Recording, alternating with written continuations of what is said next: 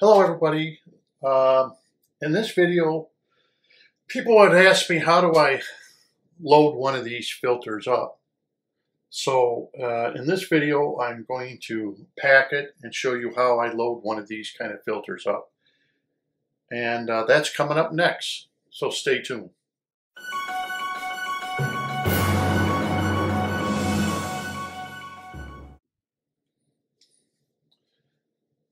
Okay, so I'm going to pack this filter the same way as I do all my filters. And in my last review, I explained why I bought such a filter like this. I've used other filters. Don't mistake me. I've used Eheims and I've had great success with them for years and years and years. What happened is with some of them, as they became older, like the automatic pumps, they started leaking. I had to take them apart. I couldn't get a part for them immediately, so I tried to salvage the O-ring in them where you prime it. And it worked, but it was leaking and it started filling up the head. So, you know, they're already 5 years old, let's say. I go to order the main square O-ring, if you want to call it that, the sealing ring, or and I needed the O-ring for the primer and back order. It's like, well, I can't do without a pump for 2 weeks. So, you know, this is what kind of happens with filters, that sometimes, and I hear a lot of people with great success stories about, you know, filters. I've had them. I can say the same thing. But right now, like for example, I have 2 Eheims that are broke. And one of them is the Echo. I really like the Echo. I thought it was a nice filter, but, you know, it cracked on the side here. It's like, really, you know, and it's only 2 years old.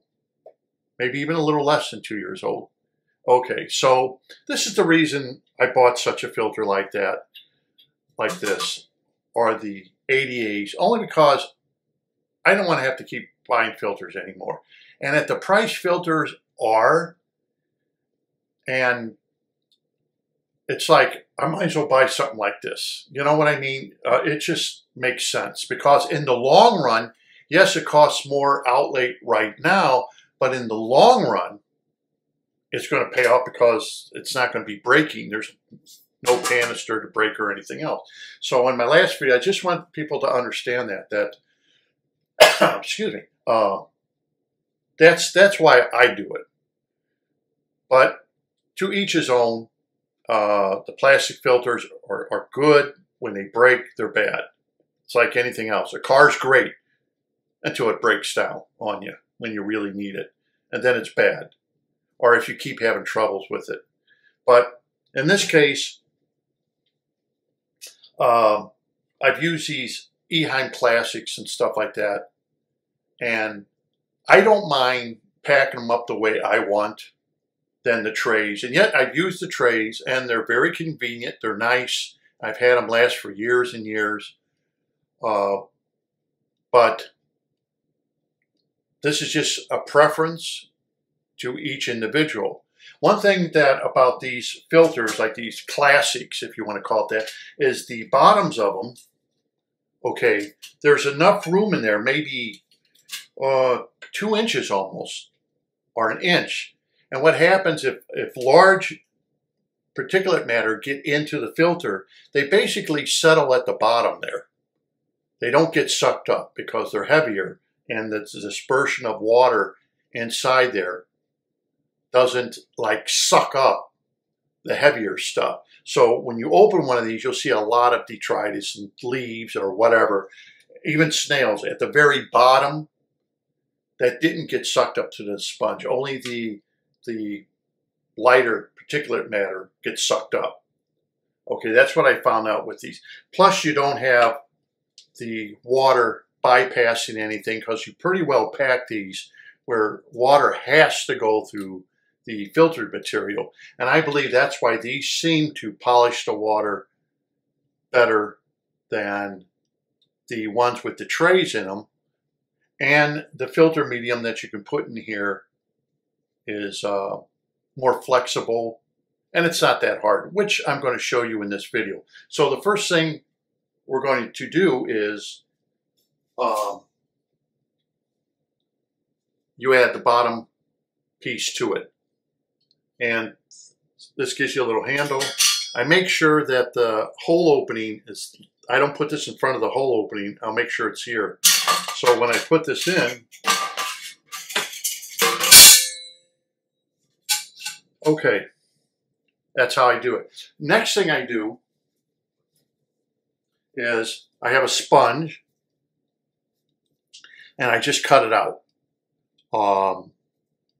For this particular, I have a lot of this sponge, and it's a coarse sponge. It's not a real fine sponge. It's only for a pre-filter. I used it in ponds, and I use it in canister filters. So, and these sponges last a long, long time. So I have no problems with them. Next thing I do is I use one of these plastic mats.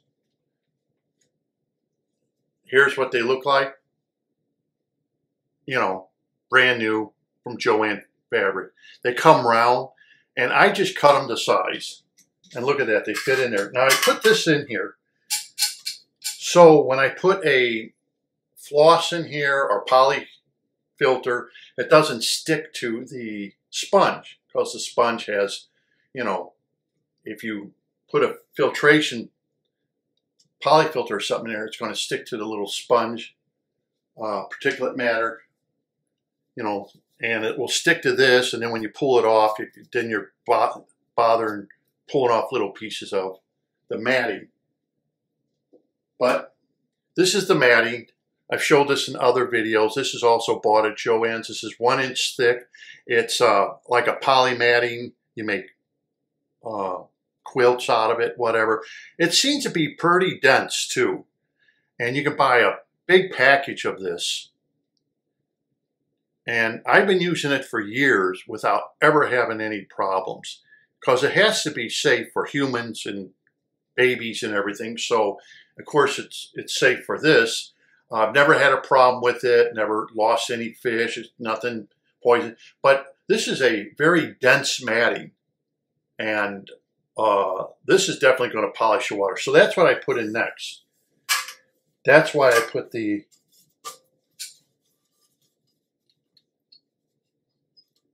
plastic piece in there. Next thing I do is I get another plastic piece and I put that on top of it, like so. And these things fit perfect because of the way the circular is. You just find out where to put it and cut it there, and it looks very professional. And these last for years. I've never had one even go bad, literally. And I've been using these things for 20, 30 years, and they don't go bad. So then after I do that, now you can figure that you're going to get a lot of filtering out of those two pieces.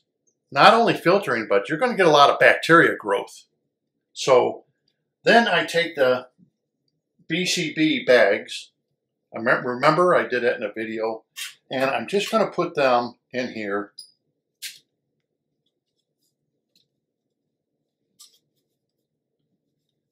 And I don't care if they are not packed in there real tight, and there's space around these baskets.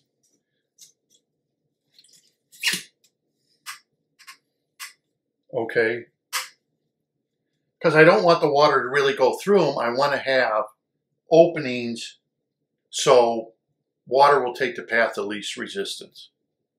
And that's a good thing when you can do that, because you don't want water to be going through them. And remember too, these bags work better the faster the water flows. That's just the way it is. The faster the water can flow, the more the ions from the tank get into here, and these can collect the ions, the positive charge ions, and collect them out of the system. It always has seemed to work quite well. Now, another thing I do, and I'll get to that right now is I'm going to put some poly mats in here. They're not poly, they're more for phosphates. And I'll get to that. Okay, so the next thing I'm going to do is for phosphates. And I use this for phosphates. I order these off of Amazon. And because I have different tanks and all, I will cut this out. Like this one's for the canister. I cut this from this. This is for the canister for the 20-gallon. So I have leftover scraps. I don't throw away the leftover scraps. Here's the leftover scraps. So what I do is I use these leftover scraps to put in the filter. So that's exactly what I'm going to do. I'm going to take these scraps and put them inside the canister here.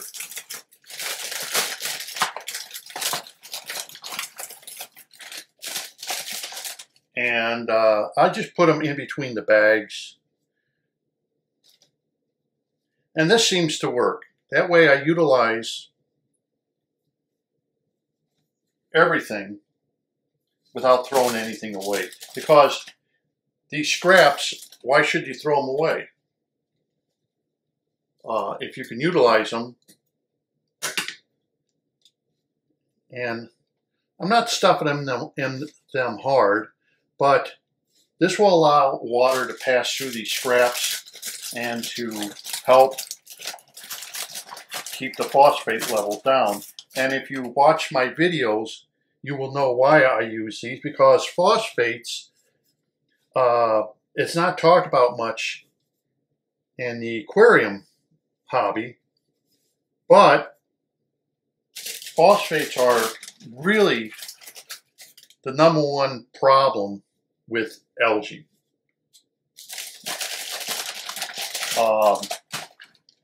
It's just the way it is.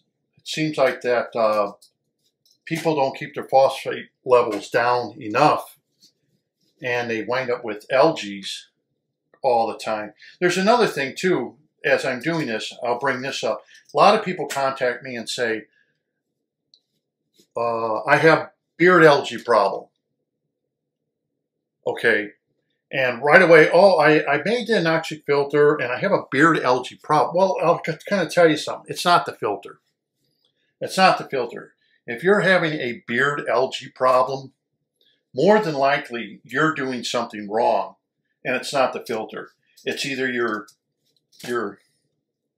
lighting is too bright, your lighting system is on too long, you're either giving too much blue and red to your aquarium, especially if it's a new aquarium. People make mistakes. You're either over-fertilizing your aquarium right off the bat. It's something that because I had one guy from Thailand ask me the same thing. Oh, I got some beard algae. I told him what to do. I said, you're going to have to change your lighting.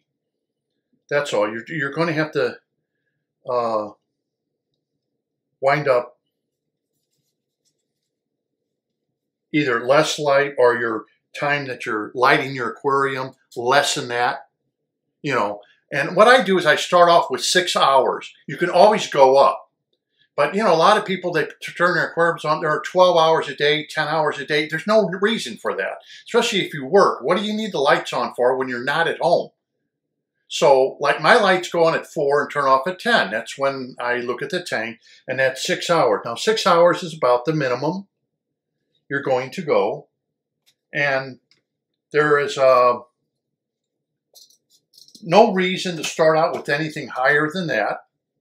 But I get that question constantly about,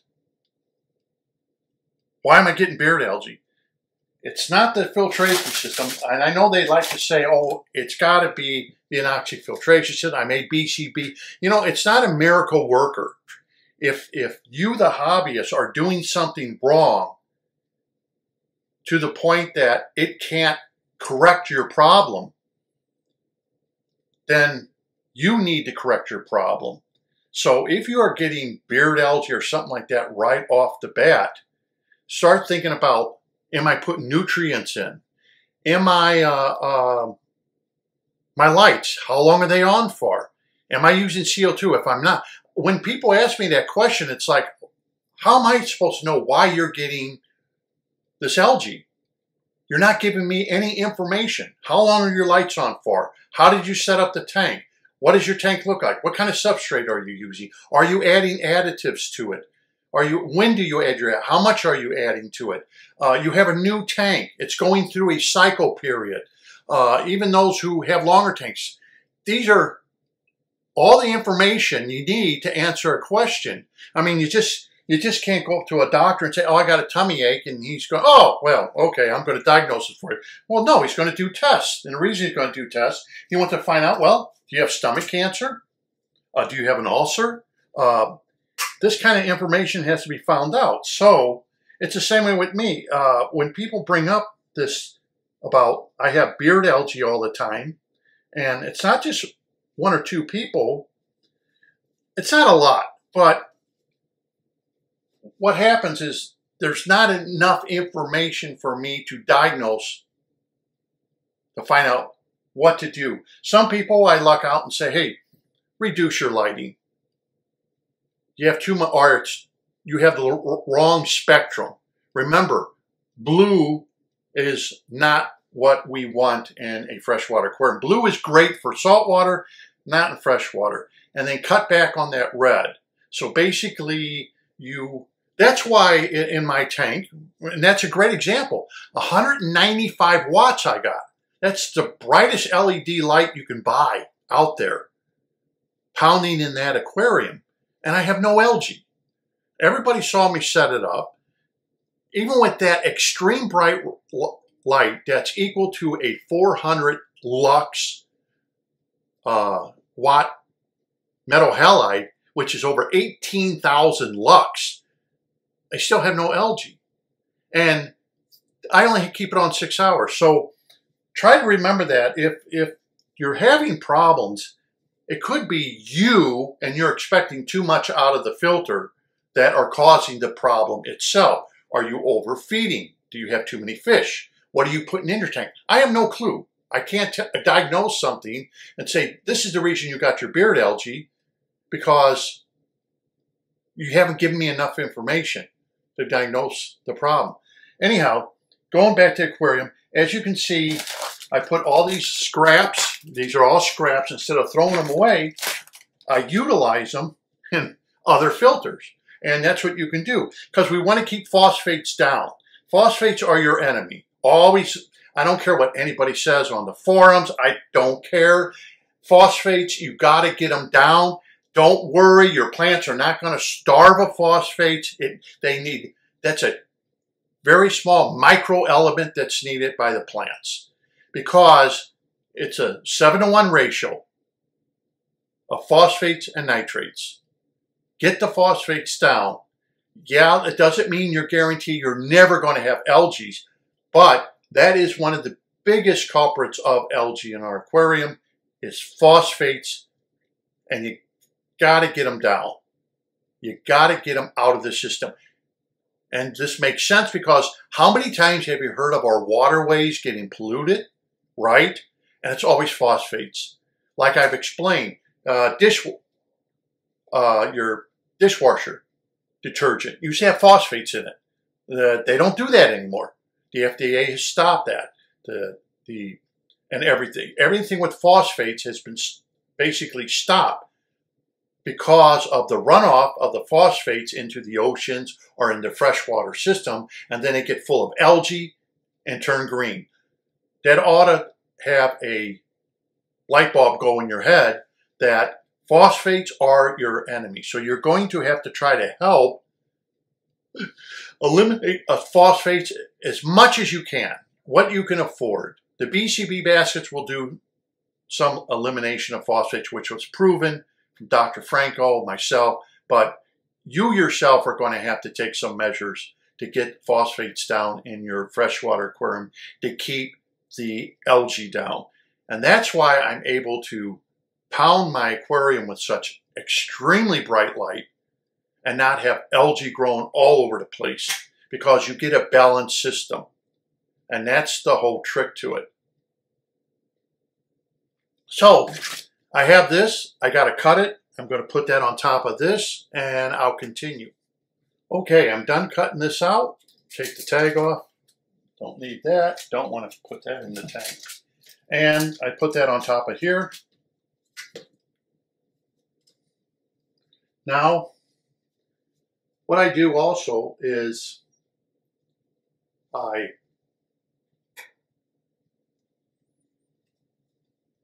may add one of these. These, I like these because they're real nice and stiff. They are carbon, and you can put them in there. This is optional. You know, once again, this will just help filter out the canister. And there is one thing about when I set up a canister filter, when I add these layers. As you notice, I'm not putting any noodles in here, lava rock, any of that stuff. Because these carbon mats here, I just clean them out and reuse them for quite a while because they're very stiff and they make a good divider. Plus they help, and I just clean them with a high pressure garden hose. Now, I use carbon. A lot of people have asked me about that.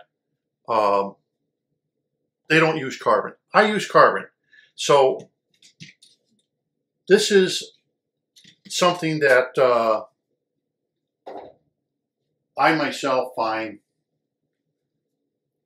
to really like. Put another one of these.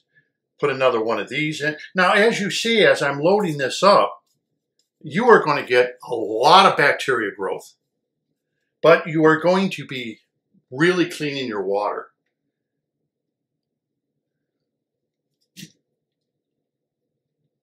So, this basket I bought at Home Depot.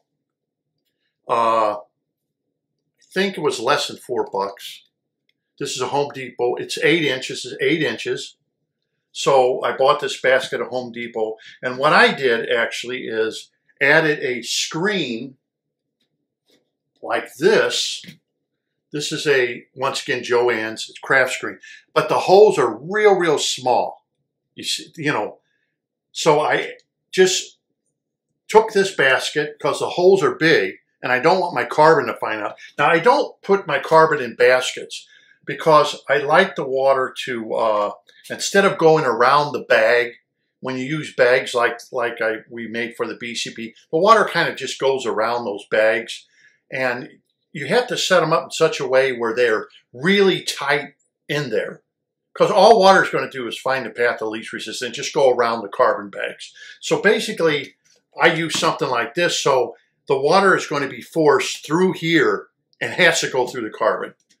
And that's where I like to do, because unless you're using like nylon stockings that are real stretchable and you put your carbon in there, then you can squeeze that nylon stocking into the corners and everything.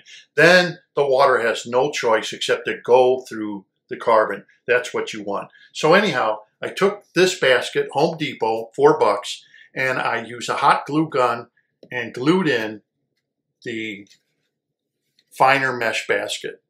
And then I'm going to get into, what we're basically going to do in here is make a Dick Boyd's, a big, huge Dick Boyd's bag. And like I said, this is going to last 2-3 months, whatever, and you'll be able to monitor, you know, you'll be able to look at your tank if you're skilled enough. Or, like I said, you could use a redox and kind of see, oh, my redox is dropping, my canister is probably causing problems. But I always use carbon.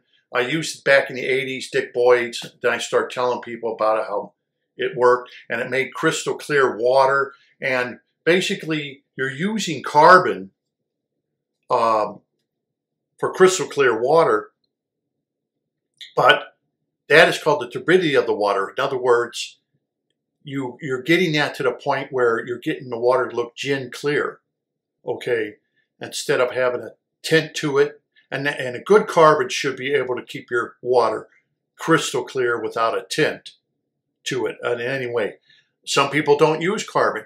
ADA, the other filter I had, gave you a huge bag of carbon with their filter. I mean, and the bag was designed to fill up basically all the canister. So apparently ADA uses carbon too. Apparently Amano uses carbon. So there are people that use it and there are people that don't use it. And maybe that's why I use it, and I always have put my trace elements in or your fertilizers in little by little every day, because the carbon can take things out of the water that can pollute the water. So anyhow, that's what I'm going to do here. I'm going to make up a carbon basket, basically the way a big Dick Boyd's would be, but at a fraction of the price.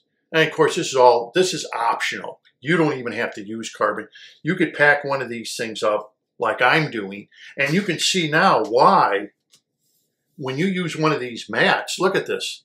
I mean, you're really, really filtering the water. You're going to have, and believe me, when I take these canisters apart, these white mats here, I just throw them away, just cut a new one. They are filthy. Really, they are. So they're picking up fine particulate matter that are in that aquarium and making sure the water's crystal clear. But the other myth that we found out, that people will say, well, you got to change your canister filter because it will pollute your aquarium. Well, we found that out not to be quite true. It depending on how the whole system is, you may be changing your canister filter way too many times and wasting money. Because if the redox is high and you have a high amount of oxidizers, that means where's the pollution coming in? And the carbon will help. And you think about it this way, carbon's used in water filters, it's used in that zero filter, it's used in everything to clean our water, carbon is. That's what I want. So that's why I use it. If you don't want to use it, that's fine. You don't have to use it, but that's why I use it. Carbon has been around for years before I was even in the hobby, and it works. It's been proven to work, but if you don't want to use it, that's fine. Nobody's going to force you to use carbon if you don't want to use it. So I'm going to get the basket made up, and then we'll continue with this. So this is what I want to show you. As you can see, it's a mixture of carbon. It's a mixture of resin. See the little dots? And it also has in it a little bit of this. And that's for phosphates. Just a little bit of this is mixed up in here along with the resin and carbon. So I'm going to finish this up, but see, you can see the resin in here. This is food grade resin. You buy it right off the Amazon, sells it. Make sure it's food grade if you're planning it. And basically, this is Dick Boyd's. This is exactly what Dick Boyd's does. He even uses cylinder carbon like this instead of the granule kind. So basically what I'm doing is just making up a big Dick Boyd's. I'll rinse it out, and that will go in the canister. Okay, the basket's done. Rinsed it out in the sink. It's full of carbon and, of course, resin, and fits right in there. Now, if you left this the way it is, there's a big crack all the way around the basket. And water's just going to take the path of least resistance and go around it. Remember, I talked about that with the bags. You put bags in your filter thinking it's easier, and if they're not packed in there, the water's just going to go around the bags and not through them. So what I've done is I take a tubing, this is their 16 millimeter or 5/8 tubing, and I add this to the inside of here, and it's snug. Okay.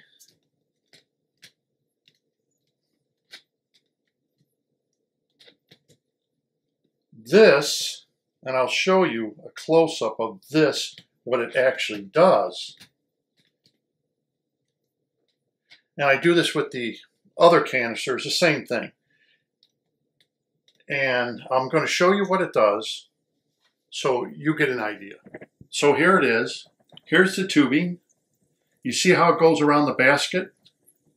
You see that? It snugly fits in there. So now the water has to go through the basket. It's not going to go on the sides because this is going to be squeezed down on there. And I'll show you that. So this tubing is going to make the water go through here. It's not going to go on the side and bypass the basket. It's got to go through what I have made up. And that's a little trick that I do to make sure that the basket seals itself real good. All right, now since we have our basket in here, it's sealed up. This is a Ehine 2217 sponge from an Ehine. You put that in there and it fits absolutely perfect. This will stop any of the carbon from coming up, okay? As you can see, the sponge fits right in there perfectly.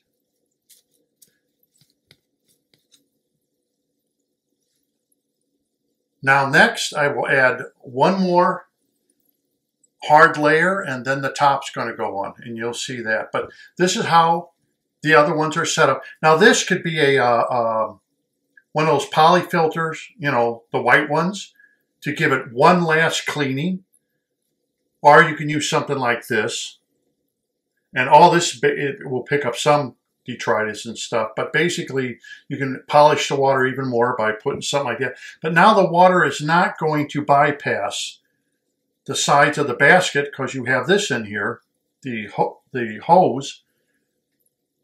And that's how you do it. Okay, now you think I would be done, but I'm not. I like to add one of these in because they're nice and stiff. And remember, these are reusable.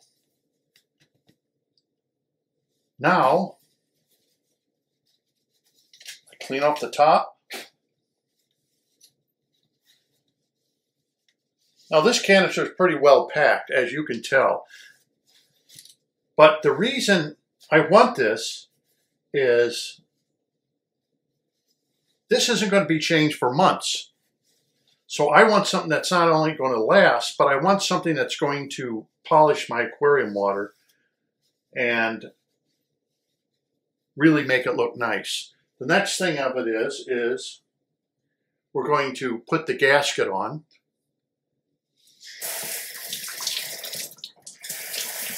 I like to rinse off the gasket and put Vaseline on it. Make sure there's no little stones or anything on there.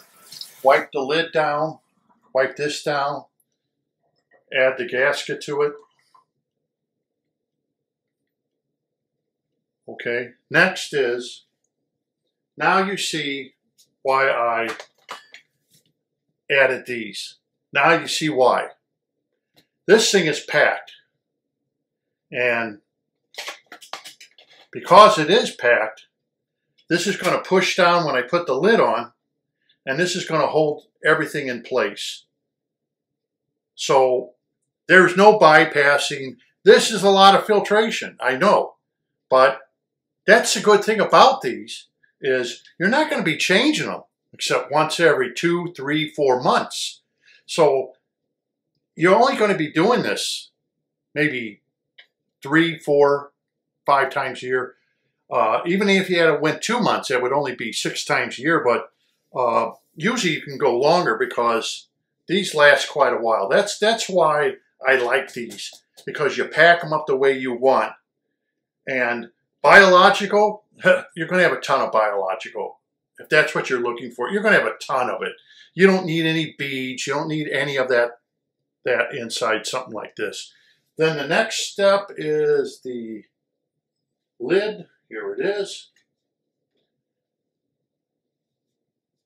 This goes on like so.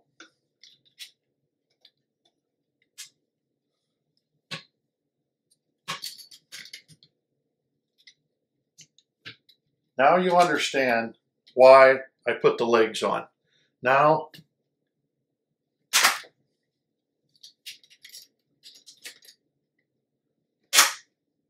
there.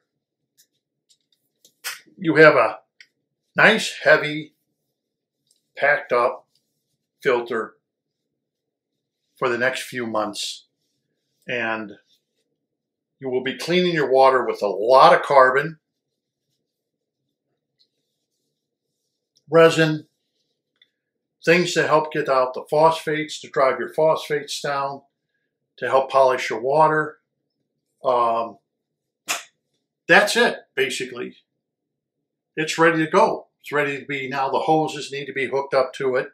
And so the black carbon pads I put in there, I just rinse them out.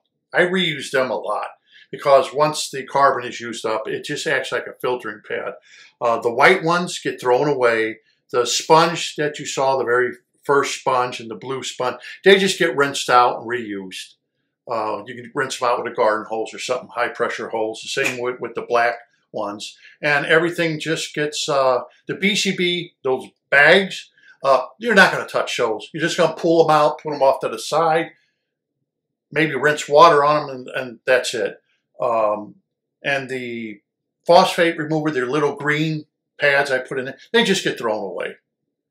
And then you just repack it back up again, just like I showed you, and you're ready to go. Now, this doesn't mean that everybody has to pack it up like I packed it up, because some people may have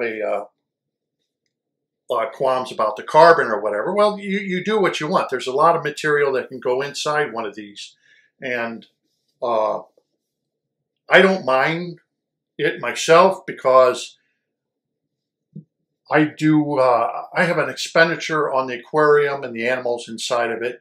And you got to remember that some of the animals we have could cost hundreds of dollars, well more than what this canister costs. You can have one fish that costs more than this canister, freshwater fish, like a discus or something. They're not cheap. But that's it. That's how I pack up one of these things. And now you understand why I put the legs on, because it squeezes everything down and nothing's going to float up. And it makes sure that this hole, the exit hole, and it also makes sure that if any air comes into the canister and comes out of the canister, the air will just travel in here, come out, and squirt out. I've never had a problem with one of these air locking like the canisters they make today. Never had a problem with the CO2, because the CO2 just, if it does get sucked in here, it's just going to get mixed up in here and it's just going to blow out of here. And you'll be able to see, even with this right here, you'll be able to see it through here. But this is going to get cloudy with bacteria. Okay, so that's it. That's how I load one of these up. It took me longer to do it, of course, because I'm doing a video, but otherwise it doesn't take me this long. You know, it only takes me a few minutes to get everything ready, prepared, and filled up. And now I know how much carbon I use. I can order some more. I just buy it off of Amazon or whatever. And that's it. You're done.